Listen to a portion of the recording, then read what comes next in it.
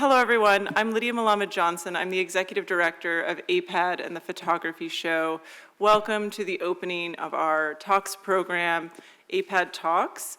I'm going to do a brief introduction, and then I'm going to let Brendan and Deb just kind of have a wonderful chat that I'm really excited to listen to.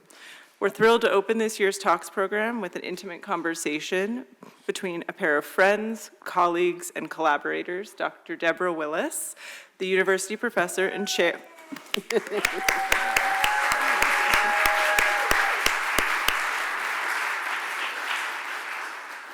University professor and chair of photography and imaging and the director of the Center for Black Visual Culture at New York University, and Brendan Embser, the senior editor at Aperture. Welcome to you both. Last night, I had the honor to present the AIPAD Award to Deb with her beautiful family beside her. The AIPAD Award was created in 2017 to recognize visionaries who have dedicated their lives to promoting and fostering a deeper understanding of photography. And I'm excited to hear this discussion that will illuminate so many of those aspects. A special thank you to our partners from Getty Images, Cassandra and your team, who we've partnered with this year to spotlight Deb, and the amazing HBCU, Historically Black Colleges and Universities Photo Archive Project. And I hope you'll head to the drill hall after this talk, both to the Aperture booth for some book signings and to see the incredible exhibition that Deb curated. With that, I'm going to hand it over to Brendan, and please enjoy this incredible conversation to open our program. Thank you. Thank you. Thank you so much, Lydia. I hope you all can hear me okay.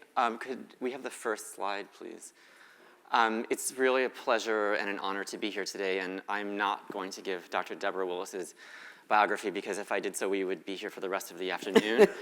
We wouldn't get to hear Deb talk, and I think if you're here today, you already know Dr. Deborah Willis's major accomplishments and her immense contributions to the field and her deserved honor that was presented here at AIPAD last night, one among many.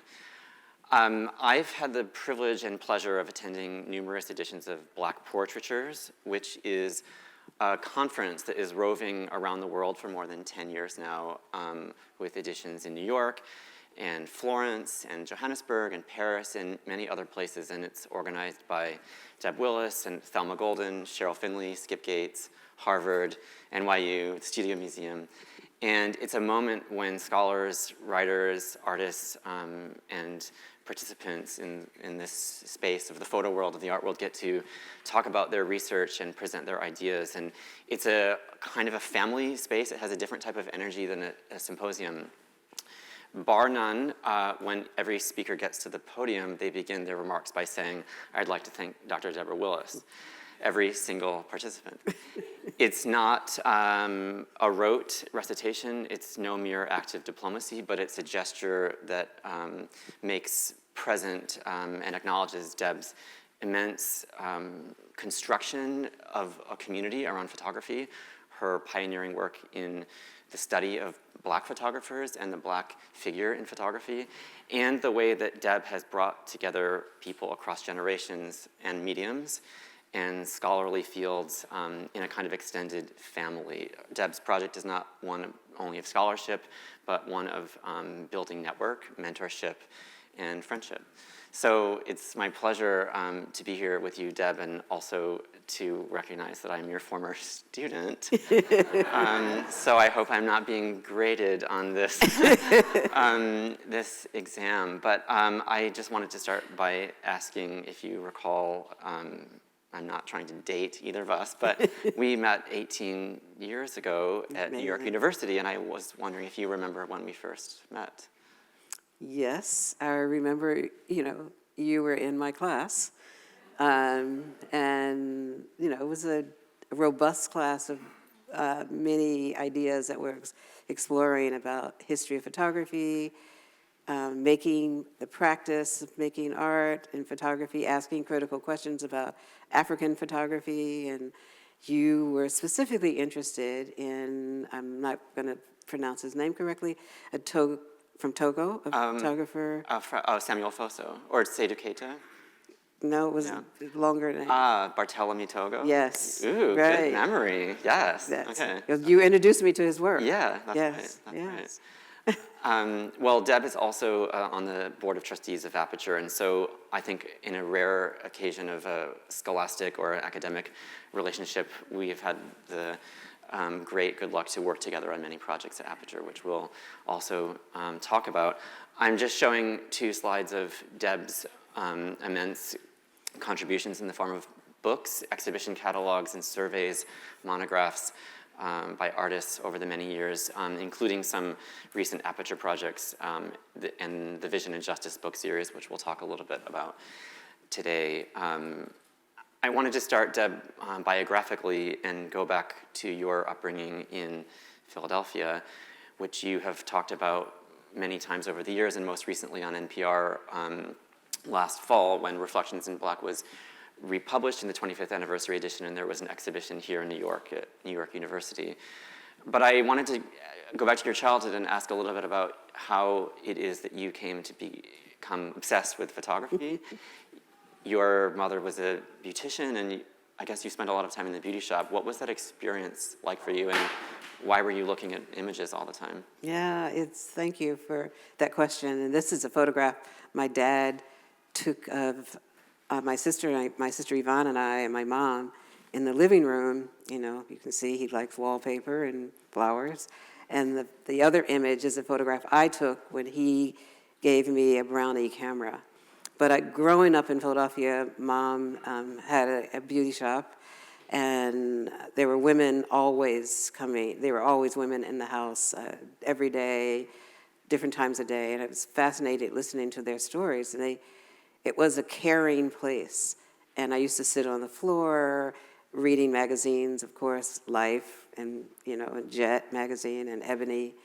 But just finding ways to look at images. And then I thought about the women as they talked about their work. They were just fascinating, the range of work that they did. My dad was a serious amateur photographer. He had a Rolleiflex, and he was a policeman, and he had now it's called interior decorator, but he was a paper hanger.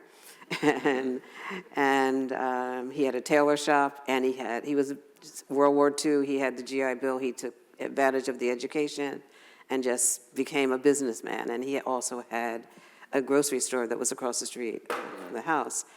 But the fascinating part for me was that looking at our younger photographs, and we were posing, my sister and I were 18 months apart, Dad always made photographs of us. And that we thought, we were just special. But he was making calendar images so that he could sell his business, his tailor shop, I see. So we were like kind of advertising for his business. So I thought it was fascinating. And then he would have them either developed at the Five and Dime or at the drugstore nearby. And when they returned, I was responsible for placing the images in the photo album. Yeah. Okay. Yeah. This is a picture that you took yourself. Deb is not only a scholar, but a photographer, and I think, as you explained to me, it's one of your first pictures, is that right? With a Brownie or with another kind of camera? No, I had a Minolta. Okay. And my first camera, my dad gave me the second camera. And I love photographing in Philadelphia. I went to, unfortunately, it's no longer in existence, but I attended the Philadelphia College of Art, which was a place I dreamed of going as a child. I used to walk by the steps. I used to look at the artists sitting on the steps, and I said, I'm going to go to that school. I attended there. I studied with Ann Tucker and Ray Metzger. They were and Ree Morton. They were the photographers and artists that I worked with. But I was always interested in South Philly and photographing there. And this is just a moment in South Philly that I found fascinating, where we think about family and community and home, but also how men and women are checking their children on the street. They're looking at who's being protected, what they're doing, and look, it's dinner time, just different times of day. And then this is a moment I just wanted to capture. but also think about migration. And here is North Carolina barbecue. And my cousin used to work in a barbecue shop in South Philly when she was a student. And so I just found it fascinating just framing this with the awning and the moments that captures family and men and women, and then also the notion of a barbecue. Yeah. Eyes on the street, the porousness of different communities, but everyone kind of seeing each other, and the children running home before they're getting yelled at. Right? Yelled at, yes. And this is your family home. This is the home you grew up in. I grew up in North Philly. A few years ago, Monument Lab invited me to create a project about how do we memorialize home. And I decided to go back. My dad unfortunately died in 1990. My mom lived to 100, but she moved out of this house years ago, and I had not revisited the community, and I wanted to go back and just take a photograph of the house that we grew up in, and transforming the moments of memory through, this is like just cuckoo and crazy, but when I was 7 or 8 years old, we returned from camp, summer camp, and Dad had painted the house, stuccoed the house red, and we both, my sister and I, slid in the back of the seat. So we were so embarrassed because we had it was a brick front house, and like, Dad, you're embarrassing us. But anyway, and so just remembering that, I decided I just wanted to photograph what that red stucco meant to me. And I looked it up on Google Maps, and it's red to this day, apparently. Yeah. So it stayed that way. Deb, your original, the seed of Reflections in Black comes from an undergraduate paper, as I understand. And could you tell us a little bit about the question that was on your mind as a student, and what that question was and how you set out to find the answer? Yeah, it was fascinating. Of course, I studied with Ann Tucker. She had just published a book, The Woman's Eye, and I talked to her about, I studied with other photographers as studio photographers, but no one talked about Black photographers.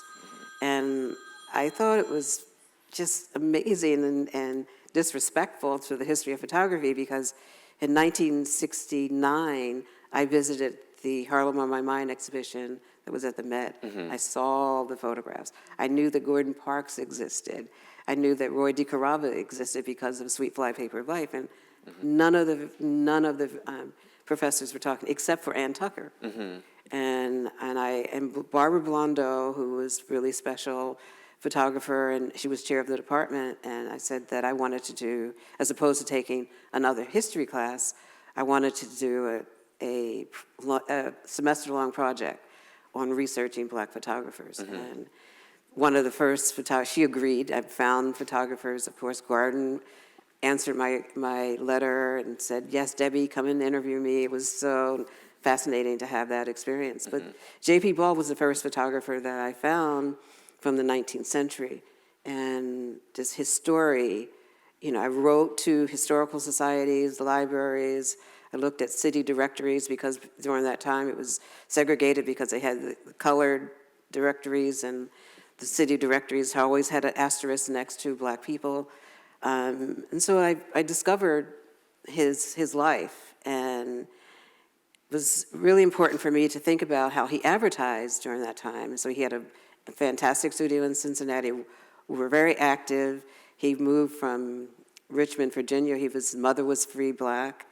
But later on, when I was working at the Schomburg Center, Richard Newman called me and said, how would you like to do a book on Black photographers? And that was in 1980, 82. It feels like that 18th century, 1800s. And I said to him, I had an undergraduate paper on Black photographers and in undergraduate language, and he said, well, send it to me. And as a result of that, I've just started looking and finding ways. And here, just thought it was important that Black photographer would take a picture of his mother, that he had access. His mother was a free black woman living with him in Cincinnati, but just her dress and her comportment and this grandma ball on the back. It's a tragically poignant detail that you were able to accomplish some of this research because of the fact of segregation and the way that the names, as you said, were categorized. It might have been much, much more difficult for you otherwise, I don't know, to find out who was who in that era. In Reflections in Black, you note that between the invention of photography and the Civil War, there were many free black folks who were making photographs, who were innovating with the technology, and also had their own studios, and they worked a lot with portraiture and made portraits for their communities. How did those archives get passed down? And when you really got into your research, what kinds of places did you find the repository, the records, the objects? The New York Public Library was essential through the Schomburg Center as well, because Arthur Schomburg in the 1920s started collecting. He collected objects, he collected art, but he also started collecting photography. During the 40s, Jean Blackwell Hudson was the person who hired me with Ruth Ann Stewart because they were looking for a photo specialist, and it was my job because as an undergraduate student, I visited the Schomburg looking for images. And those images were collected by the librarians. And as I traveled to other cities, I found the same stories, that librarians were fascinated with collecting. I worked with Julie Van Heften at downtown at 42nd Street and just working together with her and looking at how she was processing images. I didn't study the aspect of how to organize exhibitions and collections, but having to have a colleague like Julie Van Heften was significant for me, because then I grew from that, and then the Library of Congress was open. And I remember reading about W.B. Du Bois organizing an exhibition for the Paris Expo, Universal Expo, on A Small Nation of People, where he curated 350 photographs as well as books about Black life. And these are some of the images found Thomas Askew. But in the 70s, when I visited, they said they didn't have them. But here, years later, they were being processed, and that was finally processed. The Du Bois exposition that was in 1900 was remarkable for a number of reasons, but it's an incredible example of a counter-archive, because as I understand, Du Bois was trying to make an argument through photography, through the presentation of exhibitions and diagrams and photographs at the Paris Exposition about the dignity and the accomplishments of Black people some decades after the Civil War had ended. And I think it's also worth noting that at the Paris Expo that year, there were colonial villages from Senegal that were recreated, and sort of everything in quotation marks, and all of this colonial exoticism. And this was the context in which Du Bois was trying to present the idea of the new Negro and the accomplishments, as I said, after all those years. What has the Du Bois collection of images that are all available on the Library of Congress website, what has it meant to you over the years, from the point where you first began working with it till now it remains relevant, studied, published, exhibited? Just to think about the project Cassandra has organized for Getty Images, that historically Black colleges were documenting these images as well. And this is part of the Atlanta images. And here are the dreaming of a photographer to see his daughter wearing a sailor uniform. So I'm thinking about fashion. His wife was also a seamstress. But the idea of how he's posing his daughter, looking at a book of art. So when I think about the expansive conversations that were going on in the 1900s that countered the images that we all were confronted with, the lazy Black man, the watermelon, but also the experience that Du Bois was thinking about, the lynching images, that lynching was entertainment for some of the pieces that were exhibitions that were on display. over time. So the human display of Black bodies. And so that was important for me to think about. How do we counter and how do we retell that story? And it was one of the points of our interaction, Deb, because after graduate school, I went to London and I worked at Autograph, and the curator, Renee Moussaie, presented an exhibition of prints from the Library of Congress from the Du Bois collection that also traveled to Harvard. So the reactivation of that archive is one that is very much of our era and is continued to be a point of intrigue for artists and for scholars such as yourself. And also, of course, you published a book about it called A Small Nation of People some time ago. I had never seen these images before you sent them to me, and I didn't ask you about them in an email because I wanted you to tell us, but... It's amazing. Yeah. Ellie Weems Yeah. is one of the photographers I found in the first book of Reflections in Black. And I met a family member who owns the photographs. And there's a new book project on Ellie Weems, but the experience in Jacksonville, Florida, but the experience of seeing the new additions that his grandfather was, sharecropper or cotton, and his wife, but to see this exchange and see the expansive images that I learned about the collection, and I was just excited about how do we begin to share these stories and the experience And Carrie Mae Weems' grandmother. Yeah, but this is not the Weems family. I see, okay. Yeah, Okay. this is Jacksonville, Florida. Yeah. Carrie's family, they were from, I think, Mississippi, from the Delta. Okay. Yeah. This image is from the Schomburg Library here in New York, and we're going to talk a little bit about that later on, but I love that you selected this one in particular because of the camera, the camera operator right in the middle of the image, which gives us a sense of the reverse specularity and the active presence of photographers within this world. So Yeah, this image was on the cover, and it was fascinating because my editor, Bob Weil, we were talking about the selection of this image, and there's a group of people, of course, in publishing, there's always someone who's going to decide which is going to sell the book. And I felt this was so important because we never see the mass crowd of Black people during this time. They're here to listen to Booker T. Washington speak in Shreveport, Louisiana. But here, Beddoe in the central image with that camera, but we see the style of dress of women, we see the hats, but we see the people who are looking for a future. And that's something then that sea of faces, I think, is just a fascinating read about people who had a desire to vote, a desire to create a community, but also to tell their stories. absolutely. These are some other images that appear in Reflections in Black that I think represent both historical totemic experiences, but also Deb's preoccupation with clothing and self-styling and the leisure as a counter-archive, I would say. But also rest. So this Rest, is yeah. Doris Derby has this photograph, and this is it's thinking about Black rest, where we rarely talk about Black rest during the Civil Rights Movement. And I knew Doris for a long time before, during this time when I started studying and trying to learn more about it, but never did I see this photograph during her lifetime.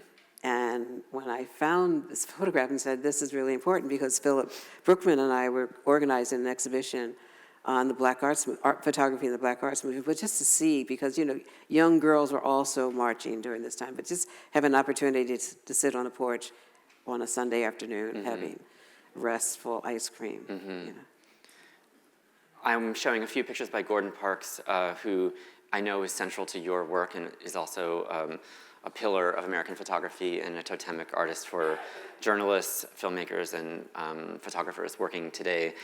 These color images are from 1956 and were originally commissioned for a Life magazine article called Segregation Story, but they were not published in that original article, and they resurfaced around 2012 when Steidl published a multi-volume compendium of Parks's work, and they've since become canonized, but in a way that is more closer to our era.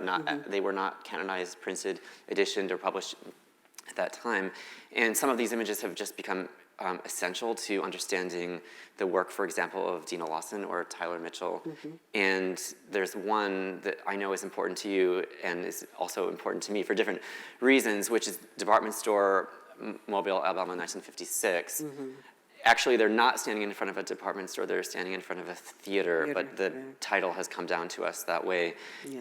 This is also on the cover of the first Aperture Vision and Justice book, which were the collected essays of Maurice Berger called Race Stories. Do you want to just reflect a little bit about this image, Deb, and what it means to you, knowing that it's one that has been rediscovered in the last 15, 20 years? Yeah, it's important to know that this was not published also in the original article, and that the Gordon Parks Foundation honored the subjects later. I can't remember the year, but recently. And she talked about the fact that the slip strap had slipped on, and she said, I wish he had just fixed that part.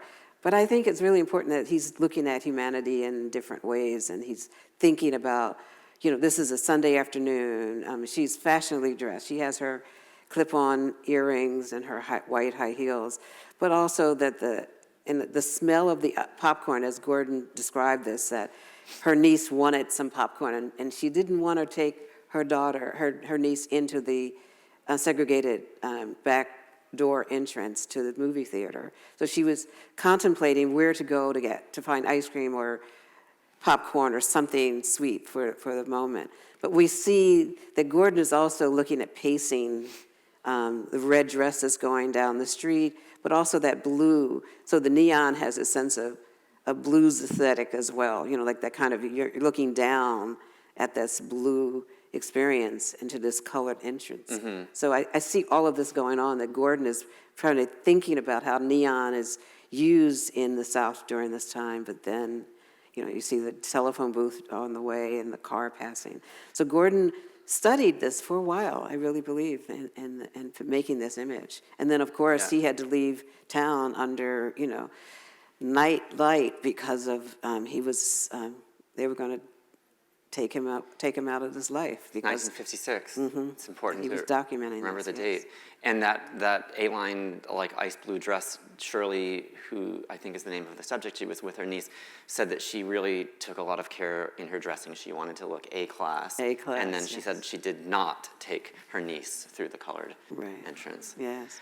And the images are in now at the Jackson Fine Art booth. If you have a chance to see them, it's a beautiful exhibition. This is a spread from a 1963 Life magazine article by Gordon Parks, which is, and I'm showing this because this is a work of fiction, which is to say, Gordon published an essay called How It Feels to Be Black, and it's a speculative story about a young boy and his coming of age in the South. And I think it's important to also talk about Gordon's work in not only as a witness, a documentarian, but someone who is working through imagination. And these set of pictures were immensely important to Tyler Mitchell and his work over the last few years, and is part of the research that I conducted with him for his project. And I think this idea of fiction, fantasy, the dream world is essential to... You see why he was in my class?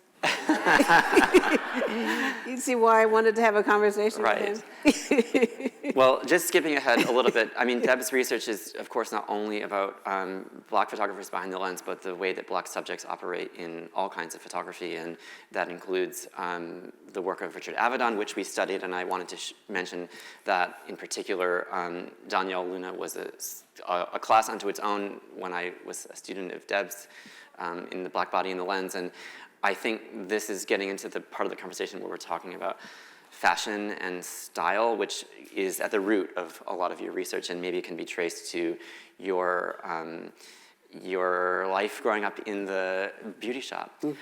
Speaking of another kind of belated archival recognition, the Schomburg Library was the home of many works by Kwame Braithwaite, who is credited with popularizing the idea of Black is beautiful through his photography, graphic design, and activism in the 60s.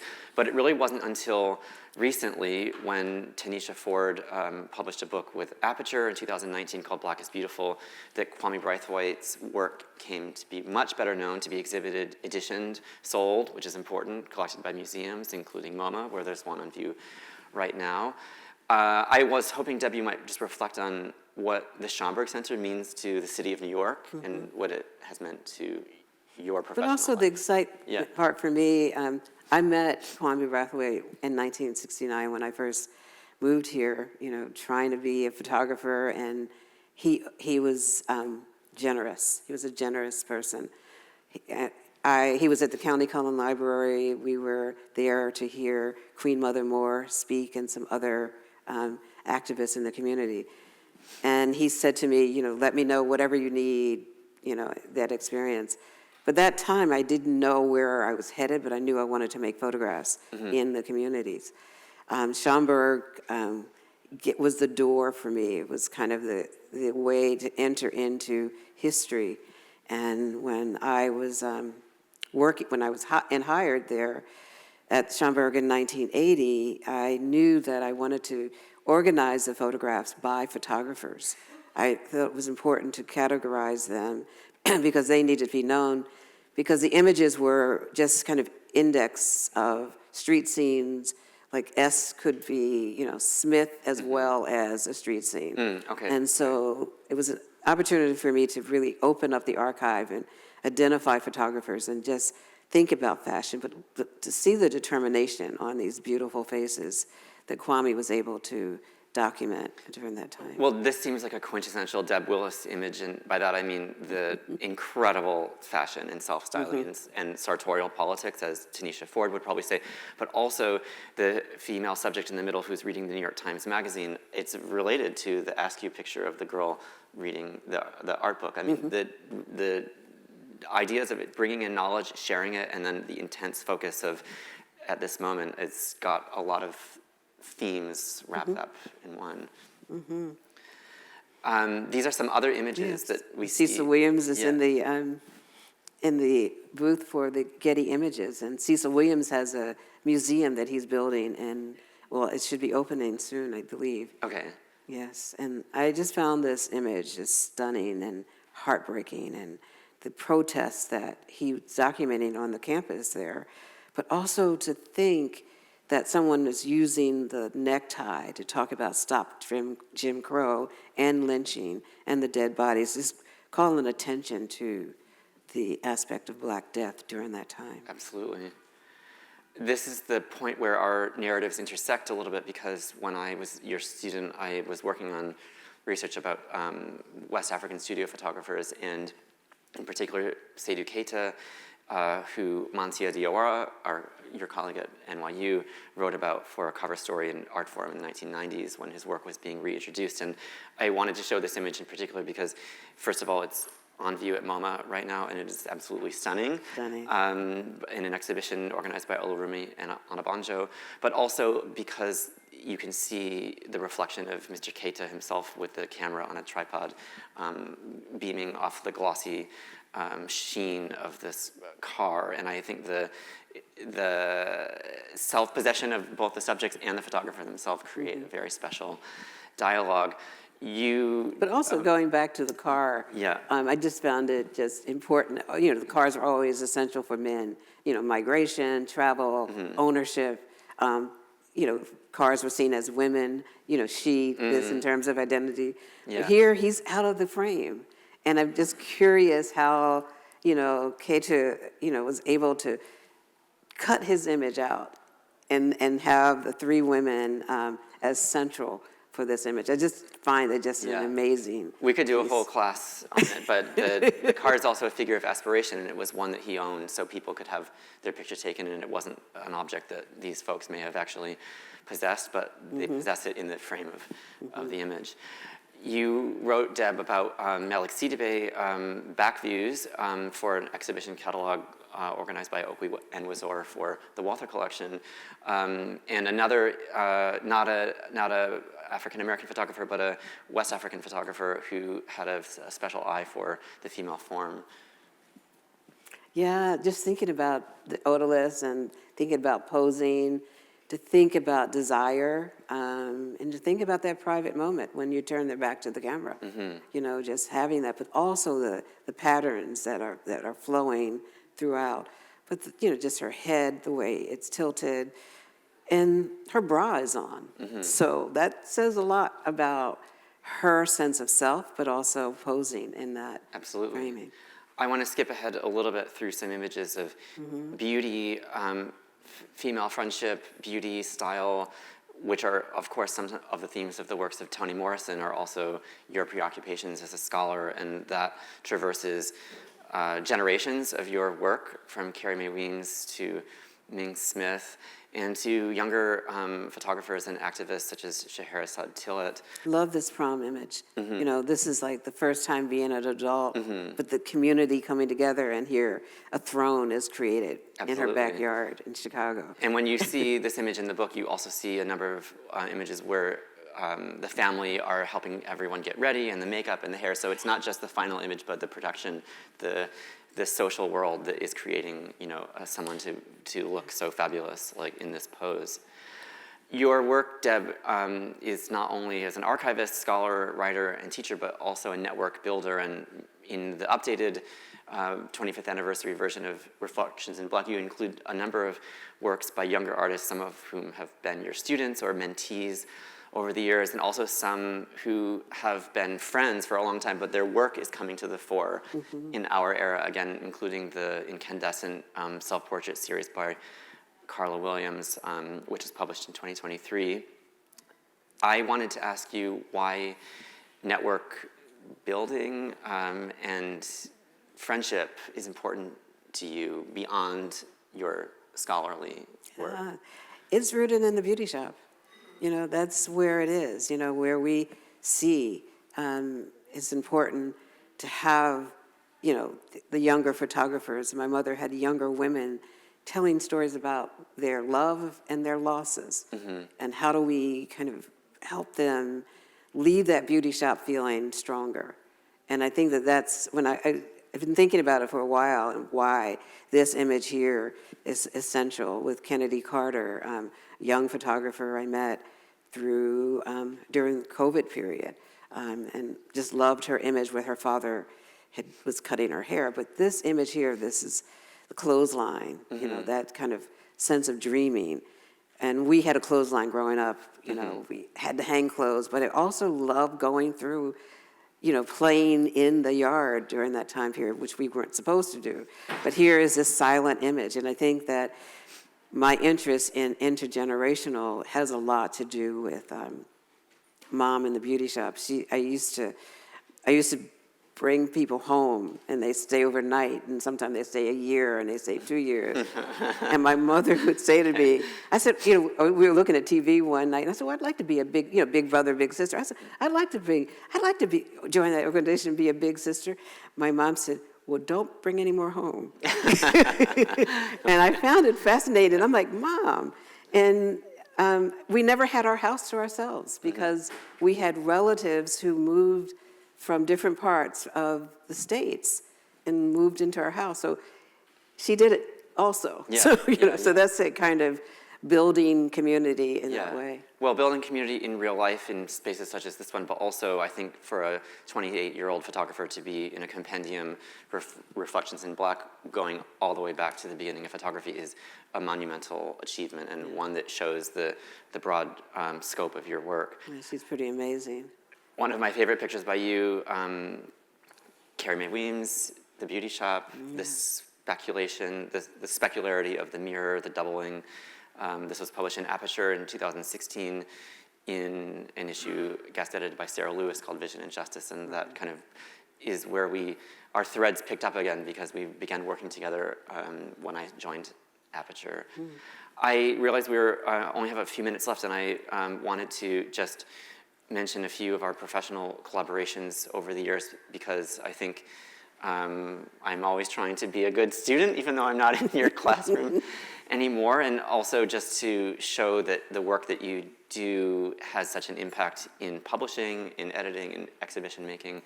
This is a book called Kinship and Community, which was edited by Nicole Fleetwood and Brian Wallace. And it takes up the archive of the Texas African American Photography Archive in Texas, which includes 60,000 images. And I understand from Alan Governor, who is one of the creators of the archive and the collector, that you've known this archive for many, many, many years and have thought about it and have written about it. And Deb, of course, wrote the foreword for the book. But you mentioned in the book that the photographers were, at this time during segregation, taking high school portraits. They were photographing at radio stations and television stations. They were making wedding pictures. They were teaching, and that teaching was really important. And this book kind of opens up the lives of that aspect. Yes, and many of them studied photography in the war, during the Korean and the World War II. So that's when they began to build their communities in that way.